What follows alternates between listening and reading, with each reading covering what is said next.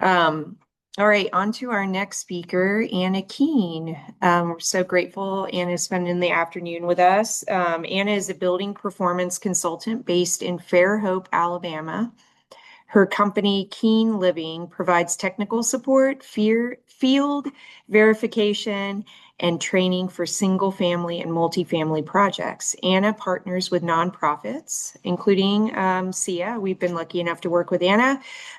Field verification and training for single family and multifamily projects. Anna partners with nonprofits, government agencies, and the private sector to develop implementation strategies that narrow the gap between policy and practice. She's a HERS rater and NGBS green verifier who helps clients meet quality standards for efficient, resilient buildings across the northern Gulf Coast. Welcome, Anna. So glad to have you here today. Thank you so much. Glad to be here. Let me get queued up here for y'all. And we're good. Everyone can hear me. Everyone can see my slide. Perfect.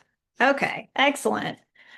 Thank you, Gretchen. And thanks to everyone else for being here today. And thanks to Caitlin and Nicole for their presentations. Those were very interesting and ties into a lot of the stuff that I'm going to talk about too. So it's a good group of folks to be on this call together. And thank you to Sia for hosting these sessions where we can connect with others on these issues. And today, I'll be focusing on the implementation layer between code adoption and the compliance and the outcomes that come from compliance. So that'll be the focus of what I'm talking about. And you're going to definitely hear some echoes of Caitlin and Nicole's points as we go through this. So I look forward to continuing these conversations into the future after this. Okay, and that button didn't work. That one did. Okay. So, as Gretchen said, I'm Anna. I'm a building performance consultant. These are some of the projects that I've worked on. My company works primarily in new construction, from income qualified to missing middle to high end. And we do advanced building certifications and code compliance consulting across the northern Gulf Coast. And that's Louisiana, Alabama, and Florida Panhandle is where I've done the majority of projects. So I did want to talk a little bit about kind of what I interact with day to day when I'm talking to contractors and code officials and folks who have these comments when I say, "Hey, what about an Energy Star certification?" or "What's your take on energy code?" What I hear time and time again is that there's no demand, that nobody's asking about it, that the contractors can't do it, won't do it, and that folks aren't even checking it. So they're like, this doesn't exist in my market, is what I hear. But then you talk to people outside of the construction industry or follow the news or take a brave step onto Facebook, Lord help you, and you'll see something like this. Whoa, so many comments. There were so many to pull from, really, when I decided to check this out and put this on a slide. But as you can see, folks want the affordability outcome. There is high demand for energy affordability. So there's that disconnect between the consumer preference and then what the market is communicating to the people in the construction industry. And so, how do you get energy affordability? Energy efficiency. So that's the path. So that's just something to keep in mind. Sometimes there is that disconnect there, and to try to bridge that with folks is really important. And I don't know if y'all can see one of the ones that I didn't actually highlight, but you can kind of see on the right side that I wanted to make sure you could see was I live by myself, $250. What the hell is going on? That one just kind of made me crack up. I don't know, in a sad way. All right. So here's the point of my talk today. So focusing on implementation, But this could also be applied to other codes and standards. So specifically, I'm going to share some of the things that I've seen as friction in the delivery system of these energy codes that are blocking market development in the places where I work. And so I'm also going to share a framework that I found helpful for thinking about it and a couple of specific examples of friction, and how people are overcoming it. So I'll do my best not to read the slides, but as you can see there, the demand exists, friction suppresses it, some of it can be reduced, and we'll talk about it. So that's sort of an outline for what we're going to cover here today. So in the framework,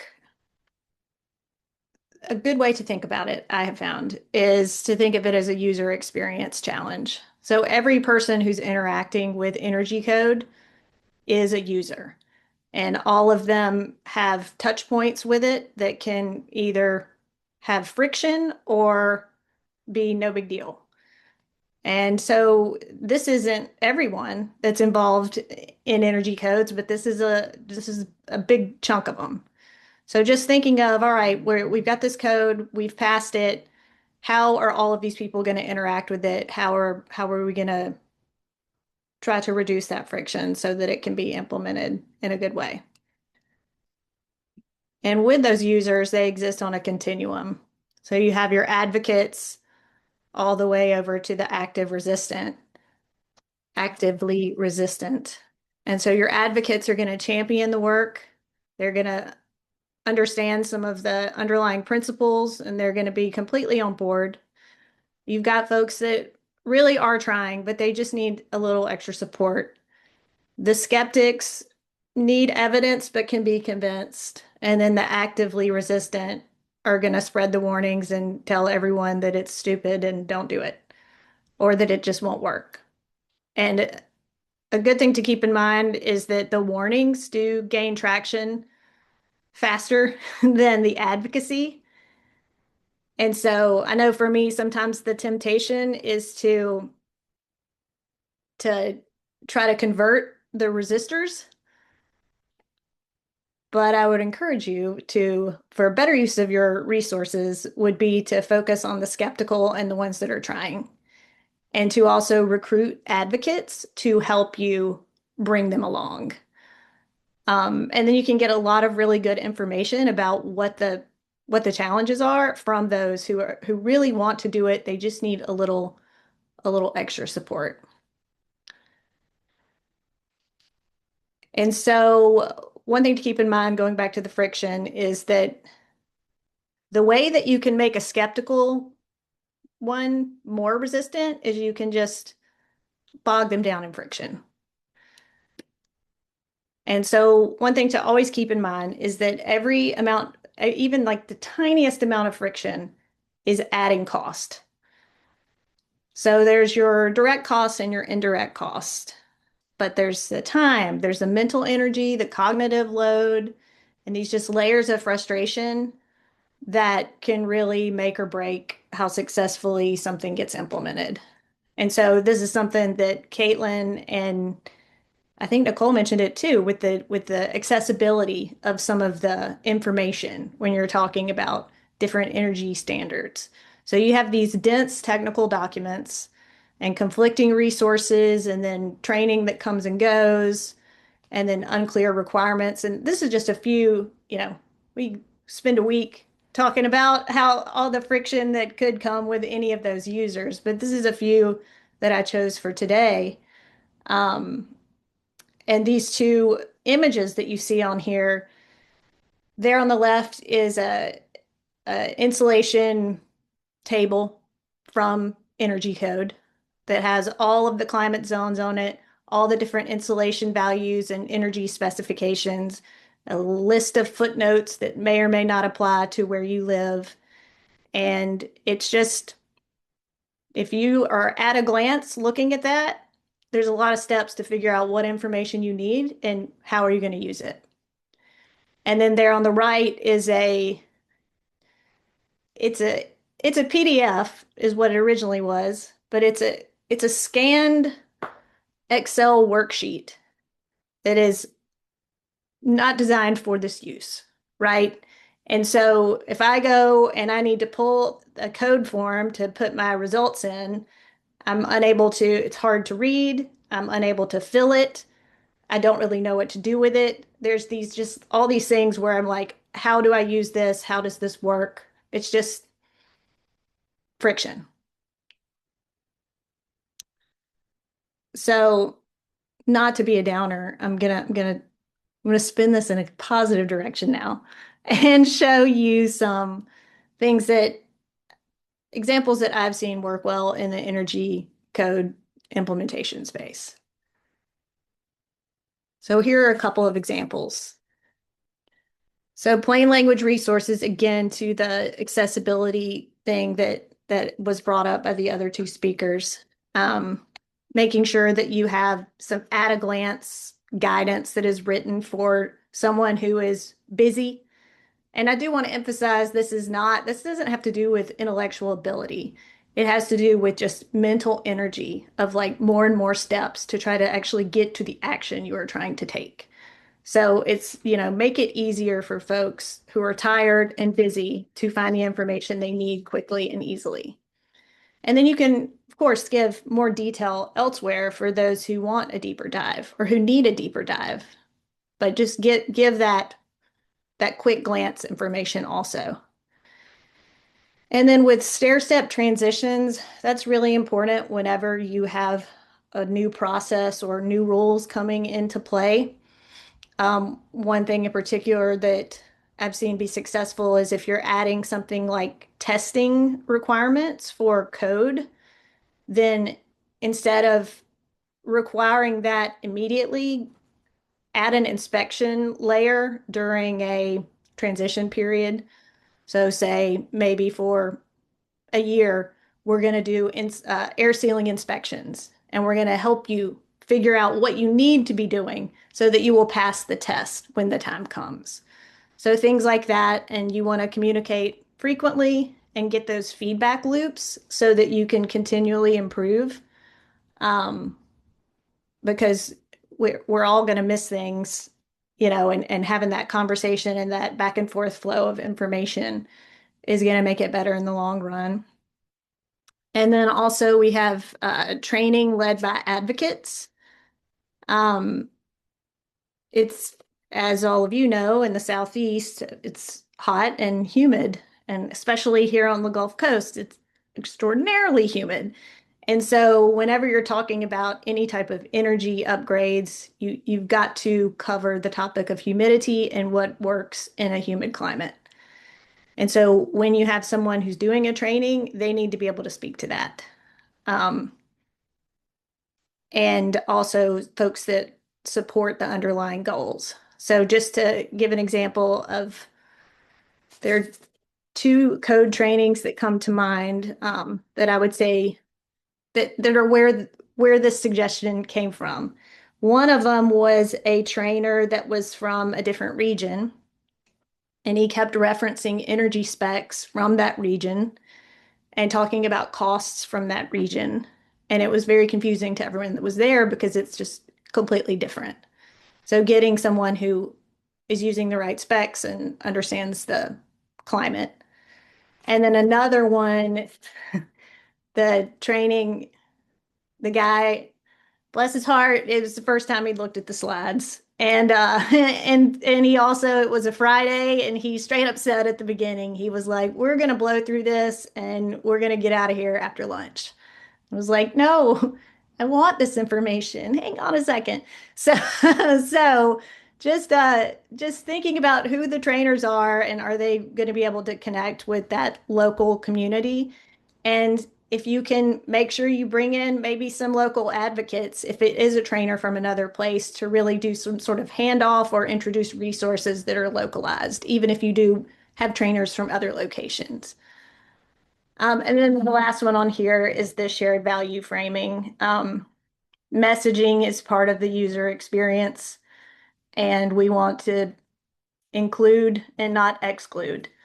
And to that end, depoliticizing across the board and just focusing on things that we can all get on board with.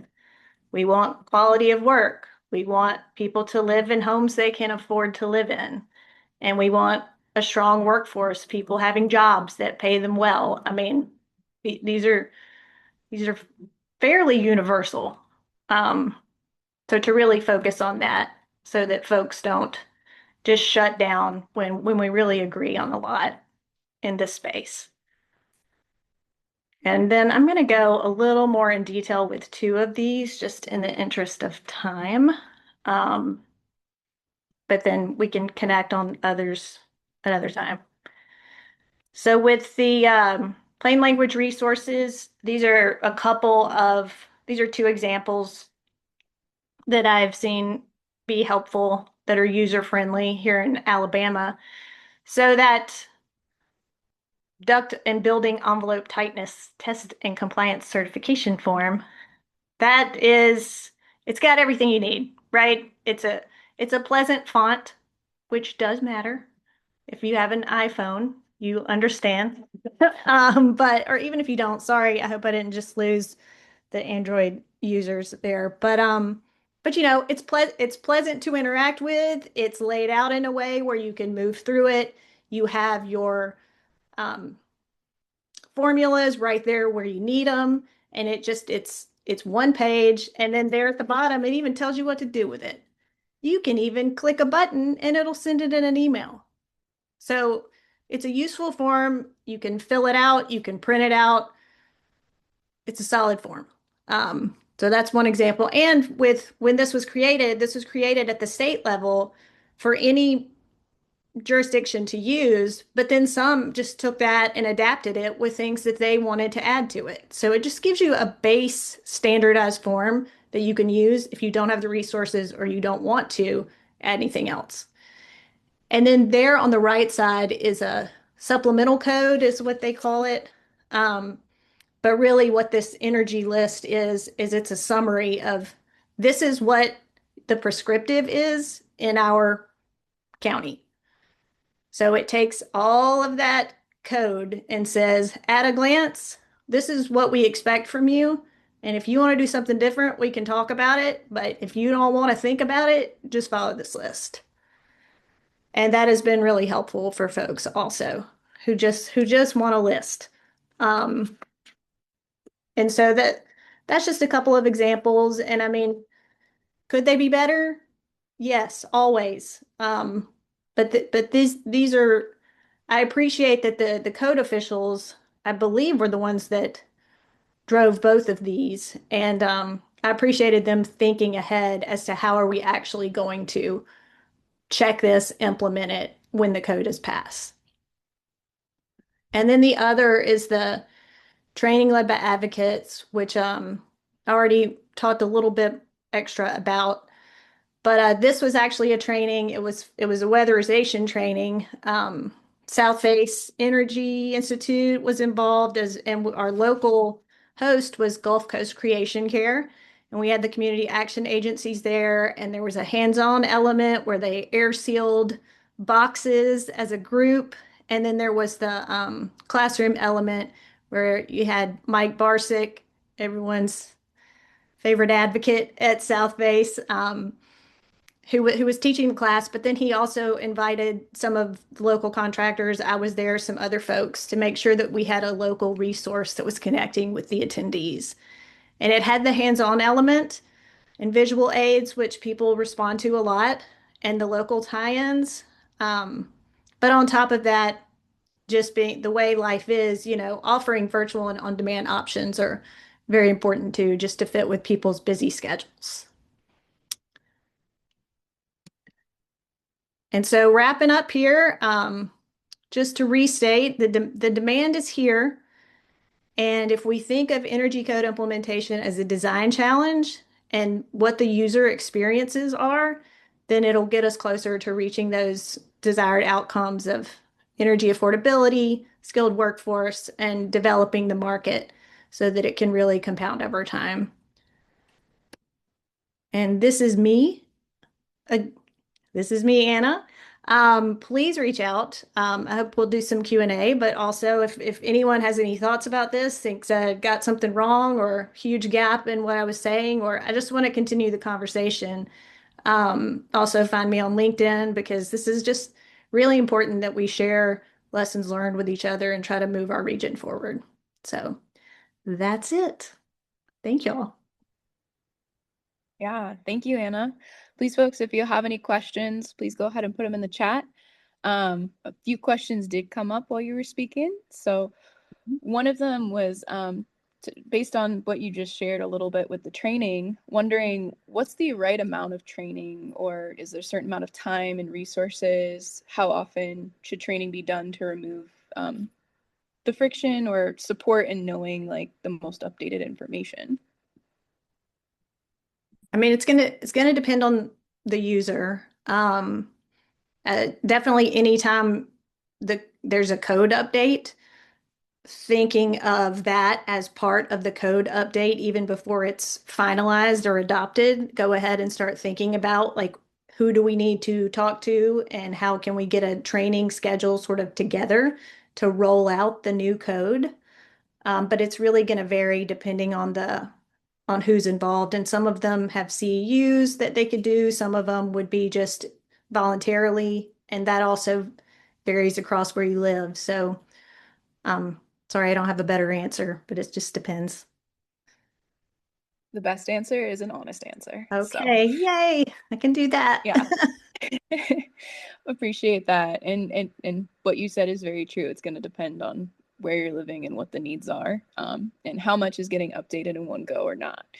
So I appreciate you adding extra insight on that. And then a shorter question kind of going off that when you were talking about the forms and whatnot. I know earlier Nicole also mentioned accessibility and online and resources. And so I'm curious, what else is being done to make sure documents or things like this are getting into homes or supporting folks who maybe aren't as tech savvy, whether it's elders or folks who are living in rural communities or just don't have that tech savviness.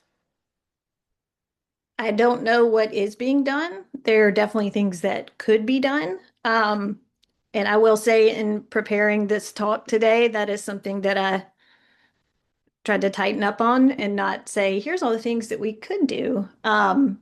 Because I think that invites a more discussion because there is a lot that can be done, and especially in rural areas that don't have code enforcement at all. Like, how do we support people there and get them resources, the ones that want to know? Because that's another piece of it is like, even if it's not required, there are people that want the information. So let's give them a path to get the information they want, even if they're not required to do it.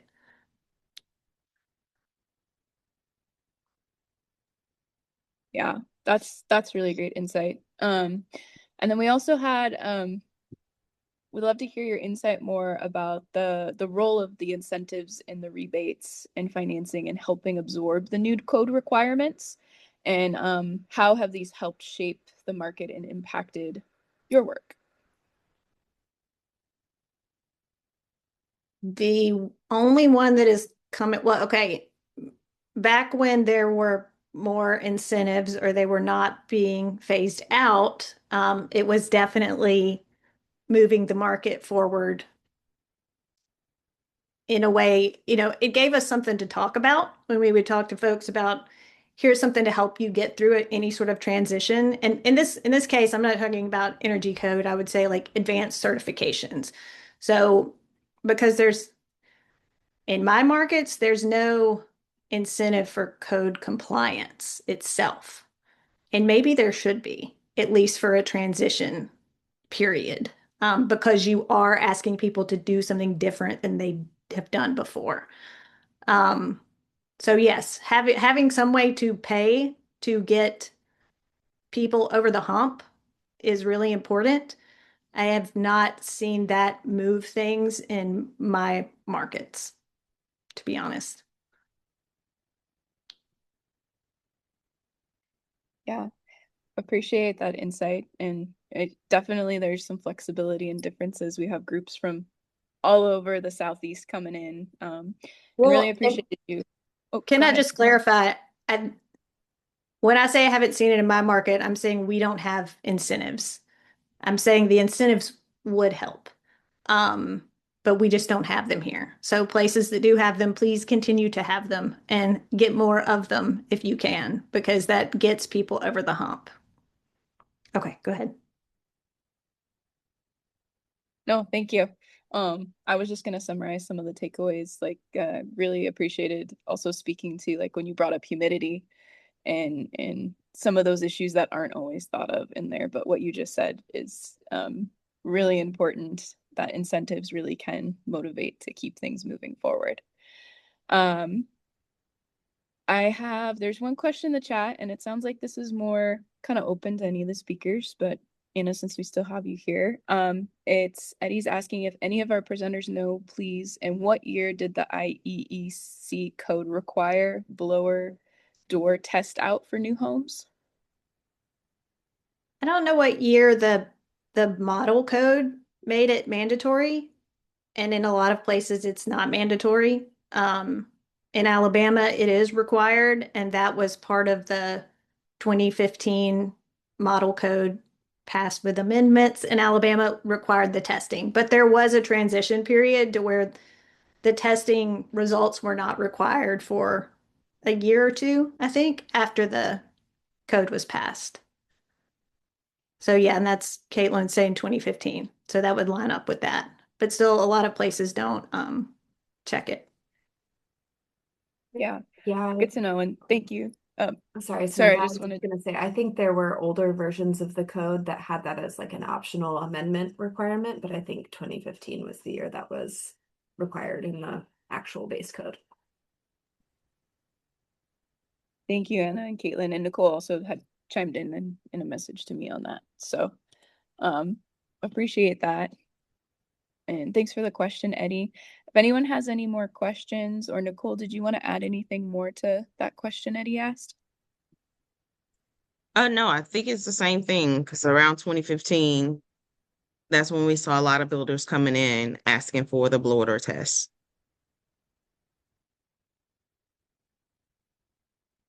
Cool. Well, thank you all. Really, really appreciate that. If anyone has any more questions, please put them in the chat or let us know, and we'll make sure that they get to our speakers today. But I'm going to pass it back to Gretchen and just give another shout out. Caitlin, Nicole, Anna, really appreciate your time and energy for being here and sharing this knowledge.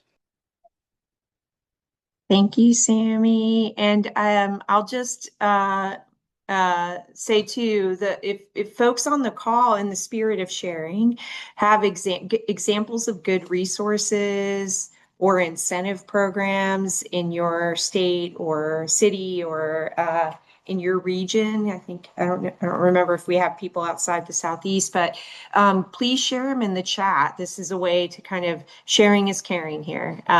So please, post things that you know about in the chat. I'll also say that Sammy's been putting in websites for each of the speakers, so that you'll have those easily accessible. So please do hop on websites and find more information about the work they do and projects, more inspiration, more tools and resources, and connect to the speakers as well. So, okay.